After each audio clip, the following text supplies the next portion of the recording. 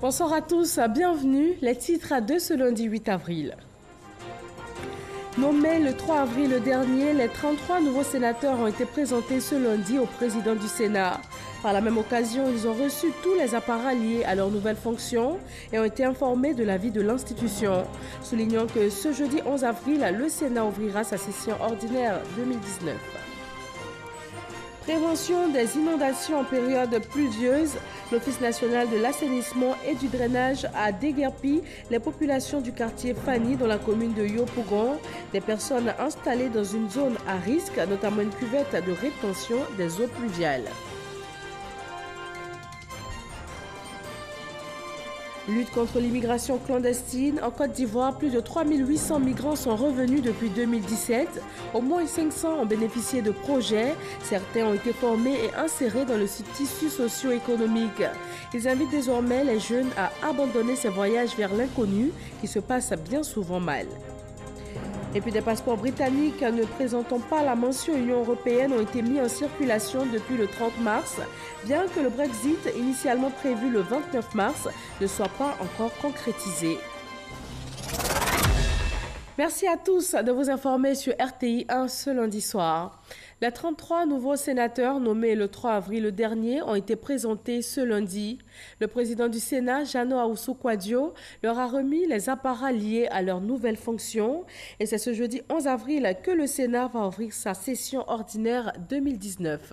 Mahama Traoré. Des hommes et des femmes d'expérience au service de la deuxième chambre du Parlement. Les 33 nouveaux sénateurs ont effectivement pris fonction ce lundi en recevant chacun des mains du président de l'institution un exemplaire de la Constitution, du règlement du Sénat, une écharpe et des épinglettes. C'est l'expérience que nous allons pouvoir apporter. Nous allons lire les lois de la Côte d'Ivoire et nous allons essayer d'apporter notre modeste contribution. Nous prenons l'engagement qui doit être collectif de mériter cette confiance qui est placée en nous. Mon expérience de la société civile et mon expérience professionnelle, je compte la mettre au service du Sénat. Nous avons pleine conscience de la mission, de la tâche qui nous attend et avec l'aide de Dieu, nous y arriverons. Le ministre chargé des relations avec les institutions est venu faire le constat de l'entrée en fonction des 33 nouveaux sénateurs. Je ne doute pas que ce Sénat, bien que jeune, fera un travail d'adulte au regard de l'expérience que vous lui apporterez. Les 33 nouveaux sénateurs ont été nommés par le président de la République en respect de l'article 87 de la Constitution. Le Sénat affiche désormais complet avec 99 sénateurs. Vos qualités professionnelles, vos expertises variées et votre sens élevé du devoir sont indéniables comme l'attestent vos états de service. Le Sénat s'enrichit de votre nomination, car en chacune et en chacun de vous réside une part de l'intelligence de la nation ivoirienne. Je suis pleinement rassuré et confiant de la présence parmi nous de brillants experts de l'administration, de la diplomatie, de la finance, de la culture, de la presse, de la société civile. Avec un Sénat au complet, Jano Kouadio espère la formation prochaine des groupes parlementaires en vue de la mise en place du bureau de l'institution. Il a également informé les nouveaux sénateurs de l'ouverture ce jeudi 11 avril de la session ordinaire 2019 du Sénat. Elle aura lieu à Yamoussoukro en présence du président Alassane Ouattara. Saison des pluies, prévention des inondations et autres catastrophes, l'Office national de l'assainissement et du drainage a procédé au déguerpissement des populations du quartier Fanny dans la commune de Yopougon. Selon l'Office, ces populations étaient installées dans une cuvette de rétention des eaux de pluie. Grâce Kando. Cet engin marque le démarrage de cette opération de déguerpissement des populations du quartier Fanny, cité Béni, dans la commune de Yopougon. Le site nous a été vendu par les chefs du village Agban-Atier. C'est le vendredi qu'on a reçu la mise en demeure de partir sans délai. Donc nous, on a fait une réunion avec tous les villageois.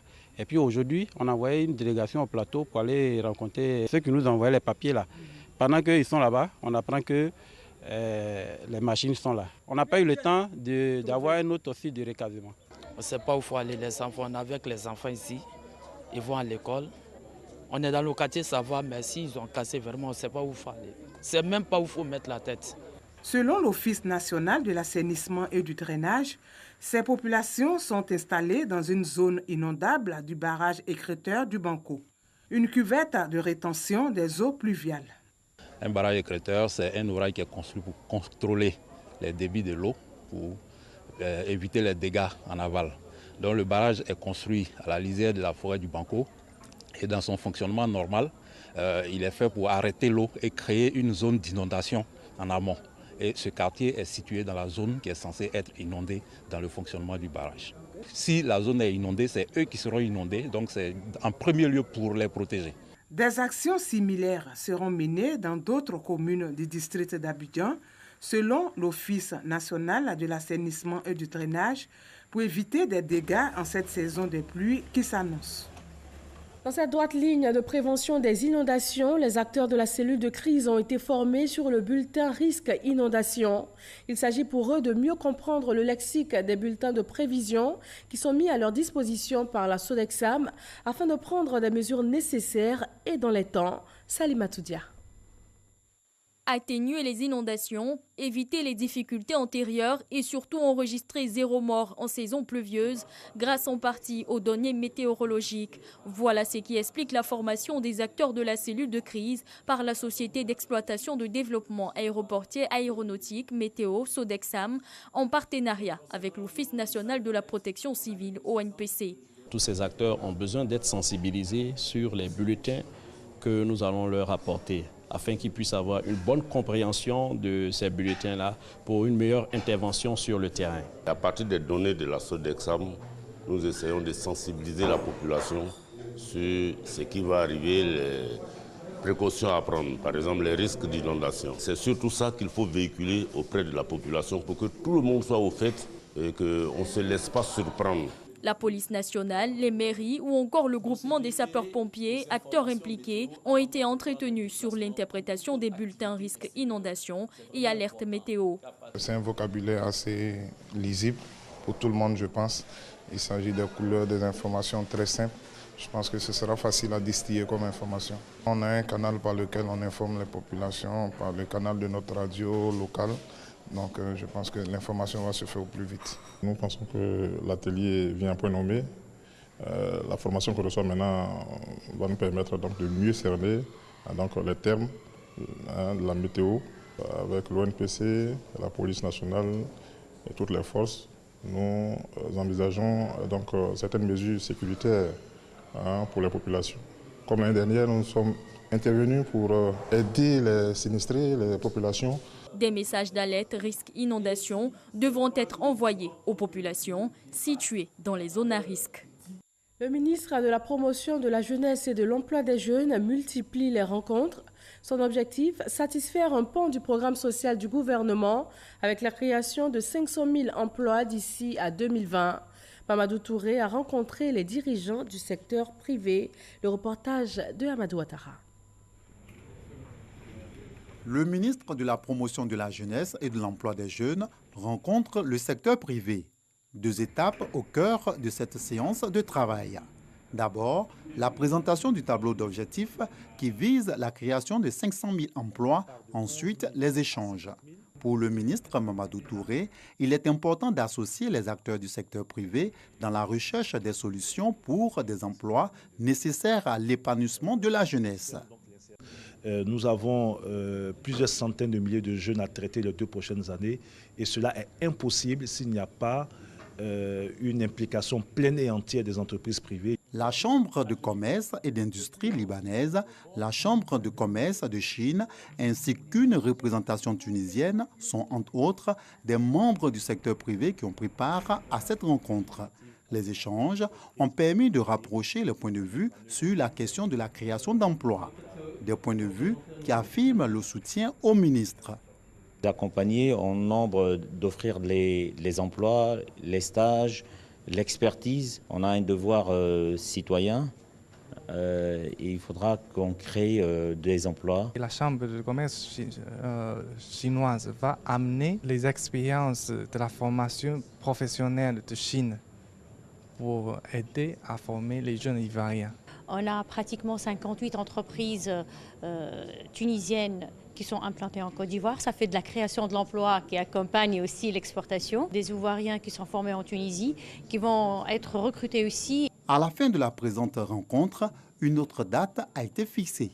Prévue pour le 26 avril 2019, elle permettra à chaque dirigeant du secteur privé de faire des propositions concrètes en termes de capacité d'accueil par entreprise relatives aux formations, aux stages et aux emplois disponibles.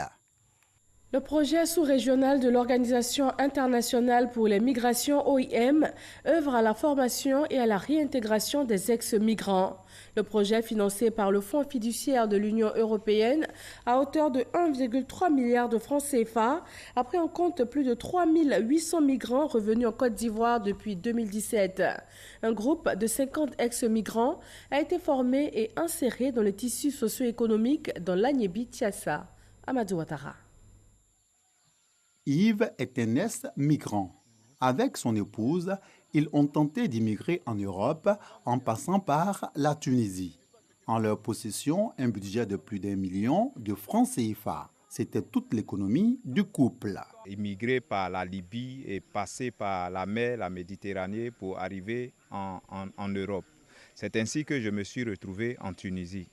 Et là-bas, j'ai pensé que la vie était facile, j'allais rapidement avoir un chemin pour booster pour l'Europe. Or, arrivé là-bas, le prix des passeurs qu'ils avaient fixé était élevé. Madame et moi, réunis, il fallait 6 000 €, soit l'équivalence de 12 000 dinars. Quand on arrivait et on a travaillé, on n'a pas pu avoir cette somme-là. Donc on a essayé de rebousser chemin. Et vu tout ce que aussi nous on voyait sur les réseaux sociaux avec tous ces morts en mer, ça nous a découragés quelque part. Yves, ancien vigile avec un revenu mensuel de 70 000 francs CFA, avant son départ, n'est pas un cas isolé. Madikan, titulaire d'un BTS en commerce, a tout abandonné pour l'aventure par la mer. Le bateau qui la transportait a fait naufrage. Madikan a eu plus de chance que sa meilleure amie, une commerçante. Elle a eu le bac. Après le bac, elle s'est lancée dans le domaine du commerce. Après, comment c'est le jeton qu'elle a eu, elle a pris pour partir à l'aventure et elle est restée là. Dès qu'elle est arrivée en Libye, 1 semaine, 2 semaines, j'ai été kidnappée. Les Asma et Bob qui ont attaqué la maison, ils ont pris tous les garçons, ils ont pris les filles. On nous envoyait dans un coin où ils avaient dit si on ne paye pas l'argent, ils allaient nous tuer. Chacun a appelé ses parents pour payer une très grande somme pour être libéré. Désabusés, ces malheureux candidats à l'immigration ont rebroussé chemin. Pour la majorité, le retour a été facilité et assuré par l'État de Côte d'Ivoire. Yves et Madikan, 2 ex-migrants, font partie d'un groupe de 50 jeunes Ivoiriens qui ont été sélectionnés par l'OIM, Organisation internationale pour les migrations. Ils ont aujourd'hui une seconde chance d'insertion dans le tissu socio-économique. Ça se passe très bien. Quand je suis arrivée au pays, un jeudi, un mardi, on m'a appelé pour l'école des Aïeux pour une formation. Ça a été tellement rapide, je n'ai même pas galéré. Nous sommes spécialisés en pépinière de cacao. Les pépinières, ça rapporte, que ce soit cacao, que ce soit banane, que ce soit palmier à huile. Des investissements de 6 millions. 6 millions. Après les dépenses et la vente, nous avons réalisé un bénéfice de 13 millions. Donc vous voyez la différence, la marge qu'il y a. Moi, franchement, je regrette parce que je suis partie avec une copine qui ne vit pas aujourd'hui. Donc je ne conseille pas du tout aux Africains de tenter l'aventure sur la mer. C'est très dangereux. Il y a de l'espoir pour nous parce qu'aujourd'hui, il y a des flemmes implantées en notre nom. Nous avons commencé à travailler pour telle sorte que demain, on puisse avoir un lendemain meilleur et exhorter aussi nos amis à être des ambassadeurs auprès de nos amis qui tentent cette aventure périleuse en mer, de dire que l'Eldorado, c'est chez toi et on est mieux que chez soi. Grâce à l'initiative Fonds fiduciaire de l'Union européenne pour la protection et la réintégration des migrants en Côte d'Ivoire, piloté par l'OIM et le groupe École de IAE, ces 50 jeunes ex-migrants bénéficient de projets en entrepreneuriat dans le domaine du bâtiment, de la production agricole et animale. Après 6 mois de formation, ils exercent désormais un métier de leur choix à Azagé Awa, dans la région de l'Agnébi-Tiassa. Je dis merci ici à l'État du Côte d'Ivoire, à l'Agence Emploi Jeunes. Et c'est là-bas que l'OIM nous a découvert. On avait en charge de former 50 migrants dans 2 secteurs d'activité, l'agriculture et le bâtiment. La suite, ils ont un métier. La suite, ils ont des kits, ils ont des fermes. Ce sont des entrepreneurs. Donc nous sommes l'école des entrepreneurs. On avait un défi à relever et 6 mois après, je pense qu'on a réussi à transformer leur mentalité. Le coût global du projet, c'est près de 70 millions. Chers jeunes, j'en ai vu beaucoup d'entre vous à la descente de l'avion à l'aéroport d'Abidjan. Et je dois dire, vous êtes transformés. Ce que j'ai vu aujourd'hui sont des entrepreneurs motivés, optimistes, spécialistes, vraiment bravo. Donner envie à d'autres, qu'ils soient partis ou non, de s'investir, de se former et de se saper. En 2018, la Méditerranée a enregistré plus de 2260 morts, faisant d'elle la voie maritime la plus meurtrière pour les migrants, selon le Haut Commissariat de l'ONU aux réfugiés. Ces chiffres devraient interpeller et décourager les nouveaux candidats à l'immigration clandestine. On s'intéresse maintenant à la lutte contre les violences au milieu scolaire. Le préfet d'Abidjan a échangé avec les parents d'élèves et les enseignants. Il a attiré leur attention sur l'usage d'armes blanches à l'école. Grâce Kando. Bagarre entre élèves, forces de l'ordre et enseignants, objet d'agression de la part des élèves, armes blanches souvent retrouvées dans les cartables, des pratiques que veut proscrire le préfet d'Abidjan à travers cette rencontre de sensibilisation sur le changement de comportement. Les élèves blessent les élèves, ils s'attaquent aux forces de l'ordre et c'est un comportement civique qui peut avoir des répercussions sur la vie de notre nation aujourd'hui et demain. Donc nous avons appelé les parents. L'État joue son rôle régalien d'apporter l'éducation et d'éduquer tous les enfants de notre pays. Mais les familles doivent jouer leur rôle d'encadrer les enfants. Il est inacceptable d'avoir des armes dans leur sac, des objets dangereux qui peuvent porter la mort. Donc on demande aux parents de jouer leur rôle de contrôle de leurs enfants, de conseil de leurs enfants, pour pouvoir aider l'action de l'État. C'est une action combinée qui peut nous permettre de fournir une éducation de qualité. Enseignants et parents d'élèves s'engagent en faveur d'une sensibilisation plus accrue en vue d'un changement de mentalité. Les enseignants, les encadreurs se sentent souvent abandonnés par les parents d'élèves. Lorsque nous sommes pris à partie par les enfants, les parents d'élèves sont presque absents. Et c'est ça qui nous inquiète. C'est pour cela que nous devons réunir encore de nouveau les parents d'élèves et leur dire qu'il est temps qu'ils se réveillent et qu'ils se disent que le péril est à la demeure. Pour mieux éduquer les enfants, il faut d'abord que la communication passe entre les enseignants, les parents d'élèves et ceux qui gèrent l'école. On ne doit pas arrêter de donner des conseils à l'enfant. Ton enfant, tu sais qu'avant 20 h, il doit être à la maison. S'il vient à la maison à 1 h déjà qui a dépassé 20 h, il faut lui poser la question. Tu dois le fouiller même d'abord.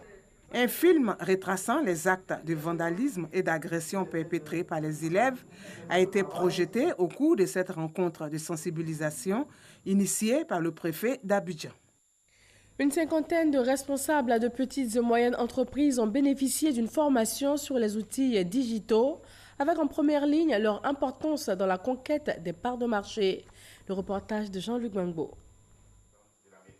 Nicole Adon est manager d'une PME dans la pâtisserie. Son voisin David Lobon, lui, est gérant d'une entreprise qui œuvre dans le tourisme et l'hôtellerie. Comme l'ensemble des participants à cette session de formation, ils veulent s'appuyer sur la révolution du digital pour faire croître leur chiffre d'affaires. Notre objectif, c'est de promouvoir les fruits et les produits locaux à travers nos créations. Voilà. Donc aujourd'hui, nous participons à cette masterclass parce que nous savons que de plus en plus de personnes sont connectées et nous voulons avoir des solutions qui vont nous permettre de booster notre activité et de la faire connaître par les populations ivoiriennes. Nous avons la capacité aujourd'hui de nous faire payer directement par la digitalisation. Seulement, ce que nous attendons de cette formation aujourd'hui, c'est de nous donner vraiment des outils et de nous donner encore des perspectives pour mieux vendre et être compétitifs. Les PME ont perçu les avantages économiques de la transformation digitale de leurs entreprises. Les initiateurs de la session, eux, s'attellent à leur donner les outils et la formation nécessaires. Les chiffres au niveau international montrent que sur une période de 10 ans, la digitalisation des processus d'affaires est capable de multiplier par 228% votre chiffre d'affaires. Et donc l'objectif aujourd'hui de la masterclass ce matin avec les PME ivoiriennes, dans un premier temps de les sensibiliser sur ce que c'est que la digitalisation, qu'est-ce qui se passe au niveau mondial, pourquoi attendre un engouement, et par la suite déjà commencer à les donner avec nos partenaires d'affaires des premiers instruments, des premiers outils pour que les PME ivoiriennes embarquent. Selon une étude récente, les revenus annuels mondiaux tirés de la mise en œuvre de logiciels d'intelligence artificielle passeront de 1 000 milliards de dollars à 60 000 milliards de dollars entre 2016 et 2026. Compétitivité également dans le monde du cinéma. Le ministre de la Culture et de la Francophonie a récompensé les lauréats ivoiriens du FESPACO 2019. Il a insisté sur la formation au métier du cinéma. Il entend financer davantage les jeunes réalisateurs souciés de se professionnaliser. Serge Coléa. Les cinéastes ivoiriens invités à plus de rigueur et de professionnalisme dans la réalisation de leurs œuvres. Écriture du scénario, thèmes abordés, jeu des acteurs, direction photographique, autant d'éléments de base très souvent mal maîtrisés selon le ministre Maurice Bandaman. Désormais, le ministère de la Culture et de la Francophonie consacrera une bonne partie du fonds de soutien à l'industrie cinématographique à la formation. Quant aux films à financer, ils le seront sur la base d'un projet cinématographique cohérent et bien écrit. Le président du FONSIC a été instruit dans ce sens. Nous avons été instruits pour orienter les ressources et les moyens qui sont dédiés au cinéma, à la formation et aux espaces de diffusion. La vision que le ministre projette désormais dans cette étape que nous abordons pour le cinéma, c'est de rappeler à nos jeunes réalisateurs qui sont dans un monde en compétition. Il y a des pays qui émergent, leurs collègues de même génération qu'eux émergent. Il faut qu'ils se forment. Cette rencontre était dédiée aux lauréats ivoiriens du FESPACO. Meliou Akré, Boris Oué et Marcel Lassagné, les plus méritants, ont reçu chacun 1 million de francs CFA. C'est vraiment la première fois que des primés au Festival de cinéma sont primés par la nation. Donc on dit merci au président de la République, merci au ministre de la Culture et à toute son équipe. Et en tout cas, on a reçu une très belle leçon aujourd'hui. La rencontre a été un peu comme une masterclass. On a été vraiment exhorté sur l'humilité et la volonté d'apprendre et de continuer à faire des productions de qualité qui valorisent l'Afrique et la Côte d'Ivoire. Au total, 5 millions de francs CFA offerts à de jeunes réalisateurs et étudiants qui se sont distingués à Ouagadougou. Sur la scène politique ivoirienne, le mouvement Force 2015 a fait sa rentrée à Dieucoué dans la région du Guémont. Ce sont 84 coordinations qui se sont mobilisées pour la victoire du RHDP en 2020. Moussa Konaté. Ils sont tous venus des 84 coordinations du mouvement Force 2015 pour cette rentrée politique. Les militants du RHDP de Dieucoué ont également répondu à l'appel de Charles Niaouri à ce premier grand rendez-vous de l'année 2019 de Force 2015 sur le thème « Quel apport des mouvements et associations de soutien pour la victoire du RHDP en 2020 ?» Le président de Force 2015 a appelé les populations à la mobilisation autour du président Alassane Ouattara. Et nous sommes venus dire aux populations que l'espoir est là. L'espoir, c'est le président Alassane Ouattara et sa vision. L'espoir, c'est le président Alassane Ouattara et ses actions de développement qui touchent toutes les localités, toutes les contrées du pays. Et que donc chacun de nous devrait se mobiliser autour du chef de l'État et du RHDP et faire donc le travail qui nous incombe, c'est-à-dire construire une nation émergente, construire une nation développée avec le RHDP et Alassane Ouattara. La rentrée politique de Force 2015 à Dieucoué a vu la participation du patriarche Vléi Vincent, chef de canton de Dieucoué, et de l'ensemble des chefs de communauté. Tous ont salué les messages de paix et de cohésion prononcés par Charles Niaouri, le président de Force 2015. Le mouvement PDCI Renaissance, lui aussi, étend sa toile. La coordination des régions d'Unzi et de Lifou a été officiellement présentée. Elle aura pour mission d'implanter le mouvement politique dans tous les villages et hameaux des 10 régions. Le reportage est signé Alexis Ouedraogo. Forte d'une quinzaine de membres, la coordination PDCI Renaissance des régions d'Unzi et du Ifou va travailler à la promotion du mouvement dans la région. Pour le coordonnateur Nzi Désira Samoa, PDCI Renaissance prône la paix et s'oppose à une rupture du dialogue entre les présidents Alassane Ouattara et Henri Konan Bédié. Les régions du Nzi et de l'Ifou sont prêtes pour le mouvement PDCI Renaissance.